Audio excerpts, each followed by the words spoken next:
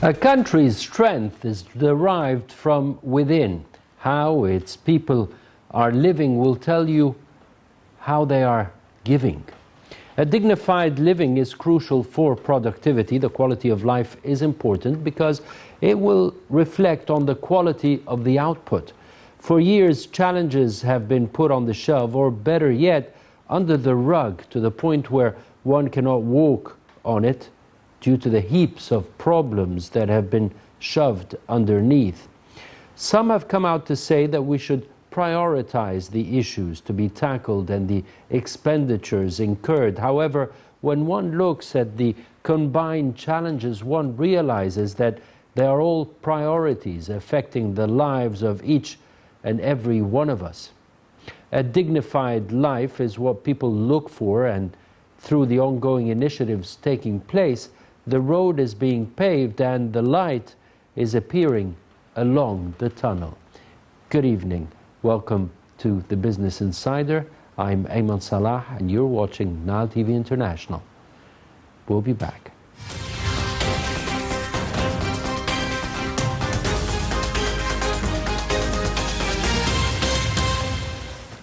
Welcome back. The first news item for the day is that the International Monetary Fund on Tuesday said it expects to provide an additional $1.6 billion in financing to Egypt after its executive board approves the funding in coming weeks. This comes after reaching an agreement with Egyptian authorities about the additional funding after a second and final review of the economic program and a $5.2 billion 12-month standby arrangement. According to the IMF, Egypt's economy has shown resilience, with the impact of the COVID-19 crisis mitigated by the authorities' swift and balanced policy response. The IMF is forecasting economic growth of 2.8% in fiscal year 2020-2021 and 5.2% in fiscal year 21-22, and added that Egypt met all its structural benchmarks, including steps to reform fiscal transparency and governance, social protection, and improve the business environment. It said Egypt's fiscal and monetary policies should continue to support the economic recovery and called for additional efforts on the country's economic reforms, highlighting the need to encourage exports by further reducing trade impediments and building a greener economy. And the second news item is that airport employees are getting vaccinated. This is part of the move to secure the tourism industry and its stakeholders. Vaccine rollout to airport workers officially began on Tuesday, with the Egyptian Airports Company lining up doses for its employees through the Health Ministry. The national flag carrier also started inoculating its staff members a few days earlier, starting with frontline employees who are most frequently exposed to passengers. The Health Ministry has said that it plans to have vaccinated all workers in the sector before the summer season begins. We'll be back.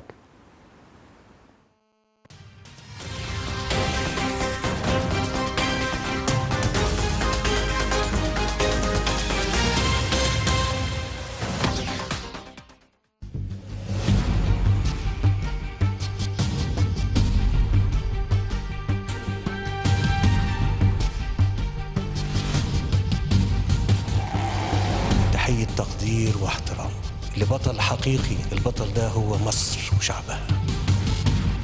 الحكاية مش حكاية لا حكومة ولا قيادة، ده حكاية كل مواطن في مصر. أكرمتوا مصر وشرفتوا مصر وعزيتوا مصر، انتم قتلتوا.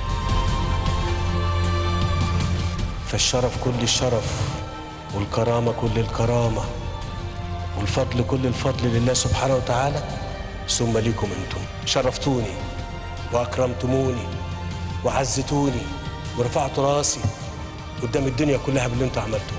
والله والله والله لن يستطيع اي رئيس يقف مكاني هنا انه يقدر يعمل حاجه بدونكم. لن يستطيع.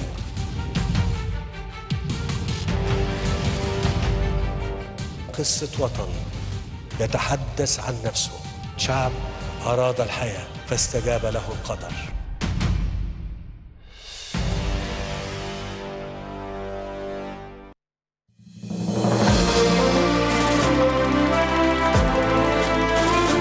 لازم نعترف إن 25 يناير و30/6 حجم الوعي السياسي والإحساس بالوطن ومخاطره مش تضاعف، بقى غير مسبوق. من 6 سنين قلت لكم إن إحنا هنبنيها مع بعض.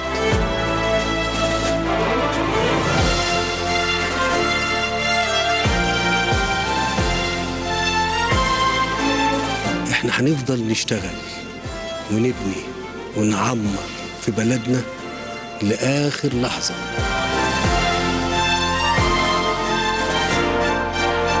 خلونا نحط إيدينا في إيدين بعض. إحنا لا نبغي إلا البناء والتنمية والسلام.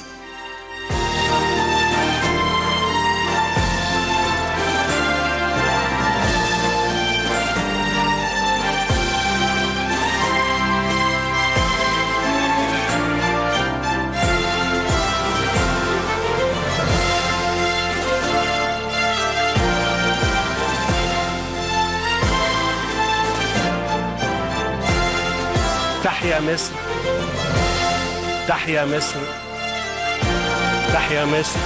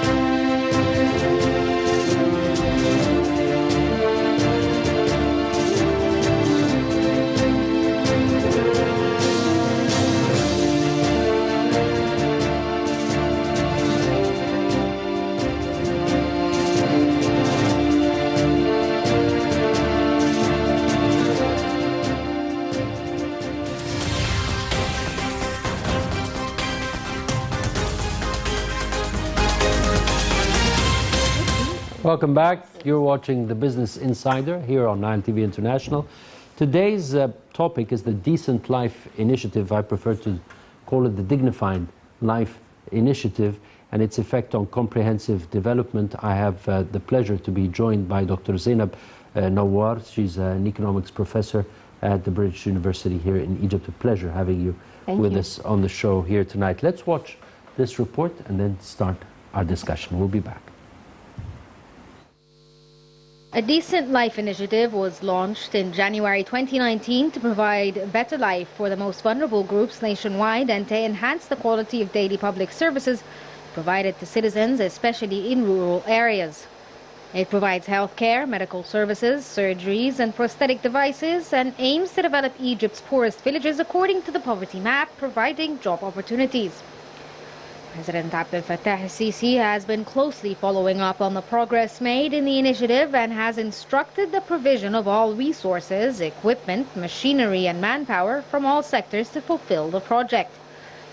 The initiative includes the Egyptian Rural Villages Development Project, the largest of its kind in the world in terms of volume and diversity of business, as well as its magnitude of stakeholders, with over half of the population due to benefit from it. The goal of the project is to improve the development and social dimensions as well as the services offered to citizens through urgently intervening to develop all aspects of life and its quality. In total, 4,584 villages are targeted, with 58% of the total population. The estimated cost of the project is nearly $45 billion and involves large-scale government, public and private sector coordination. The services sector includes the construction of hospitals, health units, child and family services, along with medicine units, ambulance pickup points, medical convoys, educational and youth facilities. Modern unified government service Complex sites will be built along with rebuilding or renovating the old facilities. Combined, the initiative has its economic toll, notwithstanding the micro and small enterprise financing in villages and the development of banking and lending services.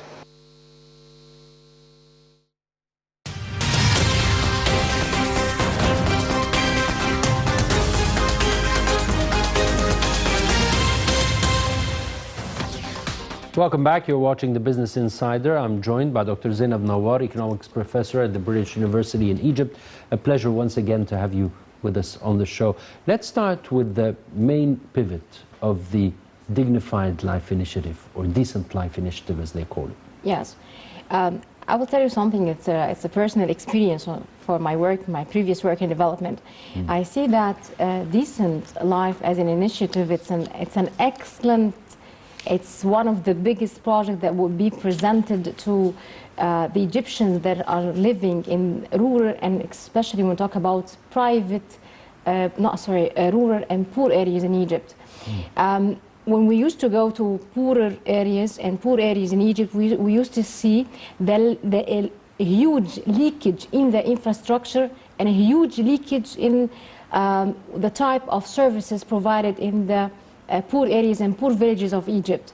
So once you think about that, there is something that is financed throughout the Egyptian government. We used before 10 years ago to work on infrastructure projects and providing developmental projects in a lot of poor areas in Egypt through the aid and through different foreign projects. I'm sorry to tell you about this, but now we have a decent life, a decent quality of infrastructure, a decent quality of services that is now provided to the poorer areas in Egypt, with and also financed by the Egyptian government, determining the needs, determining the real needs of these in these poor areas, the coverage and how the coverage of this initiative that includes all the poor or all the different villages. You talk about maybe 4,000 villages in Egypt, and this is a very strong and huge scale and scope for whatever the project is going to cover. So the main pivots and the main idea about Decent Life is to provide development to the different rural and of course poor villages in Egypt. Let me interrupt you here. Yes. And say it's not just to provide development, it's for the first time to provide comprehensive development. Yes. National comprehensive development. Yes. When you talk about, we don't differentiate between what's development and comprehensive development. No, I differentiate for a simple reason, because Why? here when I say comprehensive development, I'm talking the nation is embarking on a comprehensive development scheme, not the aid development programs that were provided before. No. So these were ad hoc development programs. Yes. You suppose as a country, when you work on a development, when we say development in all of its different aspects, you suppose that you work on something that is truly financed by the Egyptian budget, and this is what is happening. That's what why I'm we saying have used, yes, comprehensive development, national. Yes, it's national, but what we had to get before, it was like what we call slices or piecemeal development. Exactly, ad hoc. So yes, so that's what I was referring to. Coordinated like what we do. So we're in now. agreement. Please go ahead. To some extent, but we used to see as an economist as development. Development. No, there's a difference. There's a difference aspects. between Yes. ad hoc development programs that are not coordinated and are not comprehensive. For example, I would be a philanthropist and I would say, I'm going to develop the village that I come from in Upper Egypt, in Al-Maragha Sohag, for example. Yes. It's my personal initiative. Yes. It's not in coordination with the government, whereby there's a comprehensive development program. Yes. So what you are saying, if you'd like me to agree with you, this is what we call sustainable development. Means what? Means that you are creating a strong development, you are doing a strong linkage, and the sustainability of this. So you are doing a development on a solid ground, you are financing the project 100%. On a huge Egyptian, scale. Yes, Egyptian initiative. This is, we call it, as economists, sustainable development, and this is what should be done. So would you agree with me when we say this is the biggest comprehensive development program within the Sustainable Development Goals? Yes, yes, it's very comprehensive. Why it's very comprehensive? Because not of this of the goals of the SDG, it's very comprehensive because it's going to touch on the ground every and each house in a poor village or in a village in Egypt. And this didn't happen in Egypt since the 60s. Sorry to tell you about this. Yani, to have this something on the ground and going and knocking the door for the people and ask them about their needs, this is why you would like to tell it, to name it comprehensive. I will name it sustainable. Means what? You are creating choices, you are creating opportunities, you are looking for a better standard of living for them throughout by the better housing and the better services, plus creating opportunities, which is the most important thing that should be focused on later on. Try to get the people out of these poor areas. Why I consider it's one of the biggest projects also. Of course, of the infrastructure and all this amount of money that is going to be paid, which is part of it. But I consider it one of the biggest initiatives and one of the biggest achievements, because now you started to look and to concentrate with those people in these poor areas, in these poor villages. You can go to those people and to talk, have a talk with them, what they do need, what is lacking and why it's lacking, where is the leakage. This initiative and this type of attitude was not, I'm sorry to tell you, right. No one had did this effort so before. Yes, definitely sustainable. Again, I'm using the term comprehensive because it involves, it's very important to understand the terminology, because yes. Comprehensive means that there's a coordination between all the different players within the state, whether yes. we're talking public, government, private. Yes, yes. Let me go back to my first question. What are the main pivots of the Decent Life initiative? You talk about the main building blocks? The main pivots, the main characteristics. The provision of services, which was lacking before, and determining the real needs of the population, which we should focus on. The part of coordination between different players, it already existed before in different initiatives, and this is good that had been now implemented. However, there should be some sort of strong coordination between the which different is present players. in Yes. this project. Excellent. Again, the main pivots. Yes. You said in providing services. Services which is number very one. important. And services, this is a very huge. Providing and upgrading, or just providing? Because no, part of it, there was part of this provision. There was also the upgrading some of the services for some roads, which is good. Providing services, you are not talking about just infrastructure, roads. No, you talk about drinking water.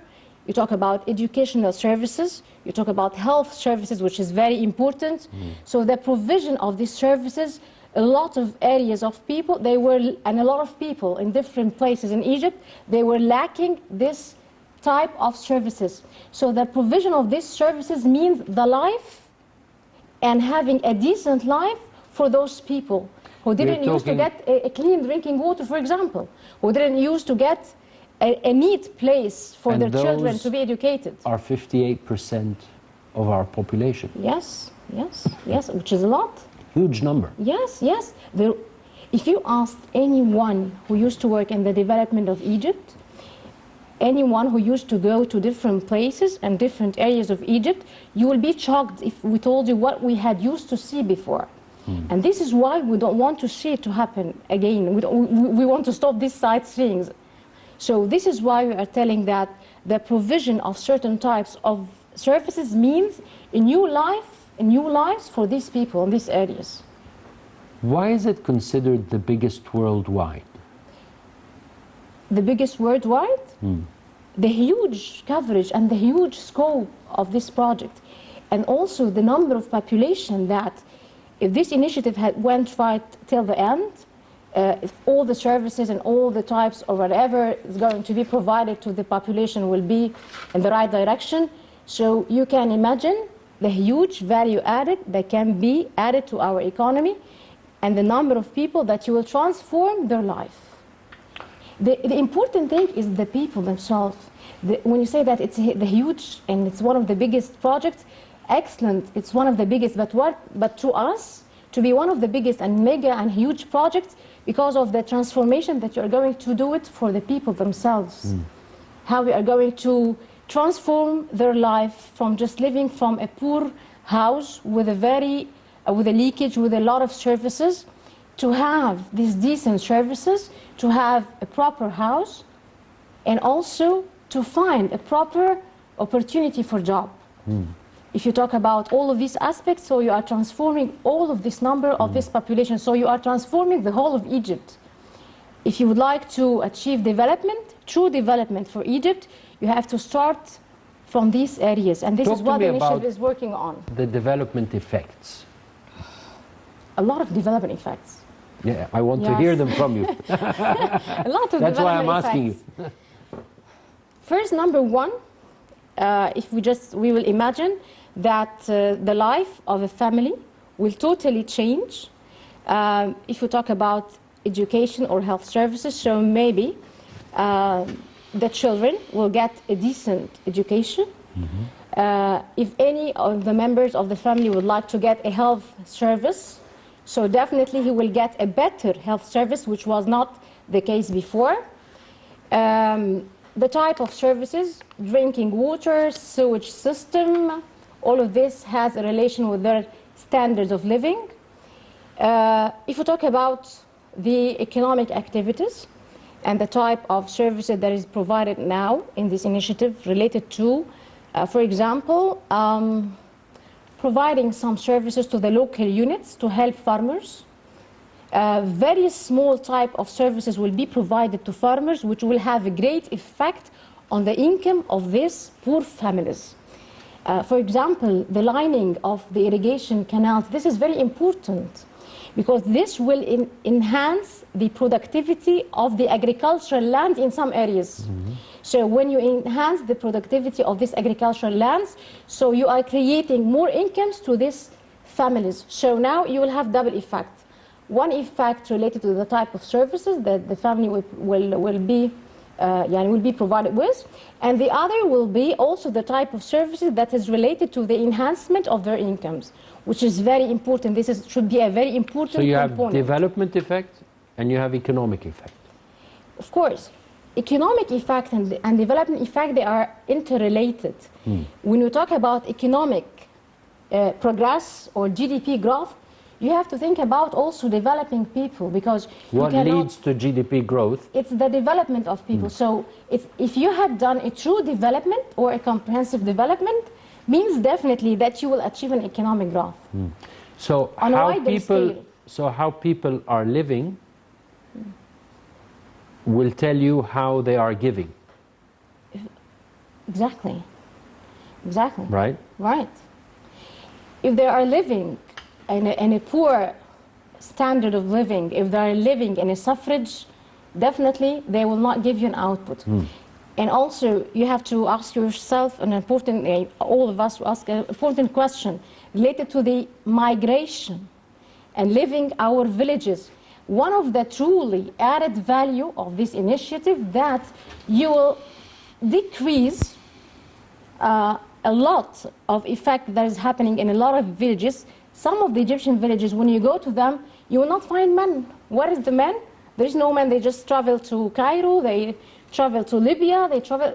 They're looking for job opportunities somewhere else. They don't know where they are. So now you are going to keep them at their villages and creating opportunities at their places. And this is one of the important things when you talk about development. So creating job opportunities within densely populated areas is crucial. Yes. In order to have proper development effects, in order to have growth within the country. This is a problem that we used to suffer for many, many years, because we live on, what, 6-7% of our territory Yes. for so many years, and people, like you say, migrate. For example, when you go to Sharm el-Sheikh in Sinai, you'd find a lot of people working in bazaars that come from Ina in Upper Egypt, for example. So by developing Ina and creating job opportunities there, therefore you're developing most of the country. This is one of the major objectives of the Decent Life Initiative? Yes, of course. When you develop, how you develop whatever we want to talk about, let's go into a broader scene, which is the governorate, that includes a markaz, which is a markaz level, District and then you level. have, yes, district, which is we call it markaz level, and then you have the villages or mother villages, and then you have the satellite villages. So you have about 4 levels or 4 administrative levels. So you need to, if you would like to tell about development, achieving development on the governorate level, so you have to work on these 4 types of administrative levels if you'd like to achieve a true development in this governorate. And this is what makes this initiative is not an easy task for this. Why? You have to go throughout the different layers. You have to go through the different villages, see the specs of each village and characteristics, yes, specs, characteristics, and then what are the potentials and what should be done to develop all of these. Developing these areas is not an easy task, but once you achieve this, definitely it will be a huge transformation. There have been many studies made on the characteristics of each governorate, and I believe I saw once a study by the Ministry of Planning. Yes. That stated the characteristics of every single governorate. And to my surprise, every single governorate in this country, you'd find resources that are capable of sustaining a country. There are developed countries in this world that do not have the resources. Yeah, one can say that the governorate with the less resources here in this country probably is more than in a developed country somewhere else. The management process is key in this field, right? Yes, I will tell you something. Maybe if you go throughout different villages, you will find that there is a potential within Qina, for example, or within any of the governorate, you will see a set of villages. For each and every village, you will find a potential which is different than the other villages. So you can imagine the huge capacity and potential. We do have it here in Egypt, and it is not utilized efficiently. Right. And this is what we are hoping from the initiatives, like to dig down, till we reach the potential and do the linkage. Brings me back to the comprehensive development. Yes. Right? Yes. So how do you coordinate and integrate between all the different riches that are available in this country through such initiatives? Decent Life Initiative is one of them, along with the other mega projects that are present. How do you see the coordination between all the different mega projects and initiatives within the sustainable development within the goals? Decent Life Initiative or within the sustainable Decent Life Initiative is one initiative. Yes. You have other initiatives in this country, and you have a number of mega projects. Yes. How do all of those contribute to the sustainable development, the 2030 sustainable development goals? Yes.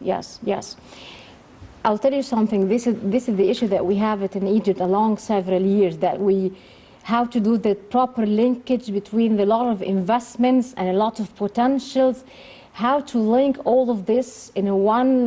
for one ultimate goal. For one ultimate... Of course, there is an ultimate goal, which is achieving the development and economic growth for Egypt. So there is an ultimate goal. The vision.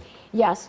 I will tell you something. The linkage between all of this that could be done between this mega project that we do and between what we do have in the rural areas and also the decent life is to think about the people themselves and the proper usage of the people themselves. I mean, if we are going to work on a project, for example, for any of the Egyptian ports, because we want to enhance exportation, for example. So this is one of our mega projects, roads and infrastructure for exportation.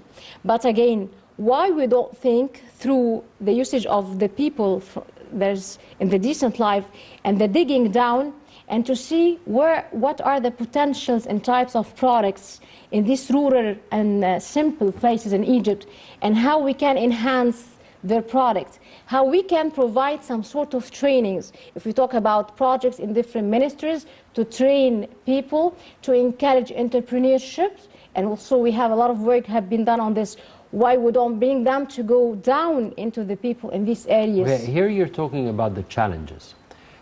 No, I'm talking about the linkage. I'll tell you something. Well, the linkage is a challenge. How to link is a challenge. To link is by the usage of people. If you like to link between all of this mega project and all of this huge investment, is to link by using people, is to link by transferring some of the resources from the place to another. How do you do that? It's very easy, by asking people, going to them on the ground. Okay, I'll take you from this to the main challenges that you see facing the achievement of the decent life objectives. Yes, the main challenges for this. It's about creating jobs, and this is what I just had discussed with you. How the decent life, if you talk about linkage, and the linkage between the mega project and the investments and the decent life. It's about creating jobs. It's about determining the real needs in terms of job opportunities and raise awareness and also help people to know their potentials, and then you can just get them out from whatever they are in. Not to get them out, to just migrate them to another governorate, no. To ask them to get out from what this small vision, this window, or this narrow window of life, to tell them there are other opportunities and you can move to these opportunities. So creating jobs and creating opportunities for jobs for the Egyptians at their places, and also the smart usage of the resources of the village itself, this is actually what will create the link with this mega project. Because if you had done a mega project and you just lift people, they are just living at the same quality, standard of living, and also with the same narrow window of understanding and knowledge, this is an issue. You have to get people out with you to link them with whatever you are doing. Through training, raising awareness, bringing professors from the universities, bringing professors from different places, bring intellectuals to go to people at their places and to talk with them and try to just enlighten them and increase the level of their awareness. This is what creates the linkage. It's about people 100%. Okay, so linkage, knowing the potential. How about education? Right? Key. Of course. How do you see the coordination between those entrusted with the educational reform and initiatives such as those? I think that we had done, you talk about the educational reform that have been done now on the different linkage, levels. the synergy between the educational reform and the development programs. Yes. General, the educational reform means the sustainability of the development programs. If you had created a mega project and unfortunately you have uneducated population, so this means that this project will not continue. I'm sorry to tell you so. But if you have a good educated population with a certain skills, if you had increased their level of education, and also plus providing health services and healthcare services, which is very important to link between the healthcare and the healthcare services and the good and decent provision of healthcare services and educational services. So by linking those, you will have a decent Egyptian person who definitely will talk about a sustainable development. So of course education is very important key, and we see on the ground a lot of reforms for the education that we hope that it will achieve its goals at the end, but we still have a lot in terms of educational reform in Egypt. And this is very normal, and we still have a lot for the health also reform. But there is a lot of coordination going on. Today we've seen the cabinet meeting and coordinating on the Decent Life initiative between the different ministries that are available, which is a main point to take into consideration when looking at the progress being made so far and the comprehensive approach that is undertaken. With that in mind, the public sector and the government, where does the private sector fit in? There should be a big role for the private sector, and there is a big role for the private sector to fit in this development. Throughout the different layers of the decent life, there should be a place for the private sector, which is actually happening now. For a part of the infrastructure work, for all of the decent work, it's all have been awarded to private sector companies. So this means a lot, because by awarding the work to the Egyptian private sector to work on this project, this means that you are creating a lot of projects on the ground, and all of these projects will also create another chances for other projects. So you are creating a huge value added and a huge accumulation effect on the ground. So when you have the private sector as one of the main partners on the ground, this means that you are creating a hell of opportunities and a hell of jobs also at the same time. Whatever the types of services, if you talk about health, education, infrastructure in terms of roads, paving roads, lining canals, sewage or drinking water. Even you can use the youth themselves to do some sort of software training and raising awareness. So this is from this point where the linkage is coming. And in such initiatives, there are great opportunities, especially after the project is done. You need jobs to be created, as you have referred a while back, and the private sector is the main employer in the country. Do you see there are enough facilities, incentives offered to the private sector to further engage within development projects?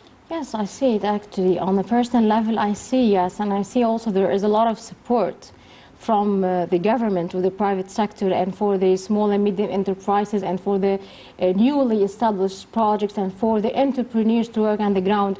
I see now it's it's a window of opportunity for whoever would like to start a business in Egypt, because the level of support that is going to have, this is the first time I see it along my studies for economics, for the Egyptian community and for the Egyptian government. So yes, there is a support, and there's a hell of support, a lot of changes of laws and regulations to support the private sector in different sectors of the economy. So yes, there is a lot of support to them, and they have to work and to start work. And the more work for the Egyptian private sector, the more attractive this country will become for foreign investments, thereby more growth, if you will. On that note, Dr. Zeinab Nawar, Professor of Economics, British University in Egypt, thank you very much for joining us. Thank you. Thank you for being with us here on the Business Insider. I'm Ayman Salah. Good night.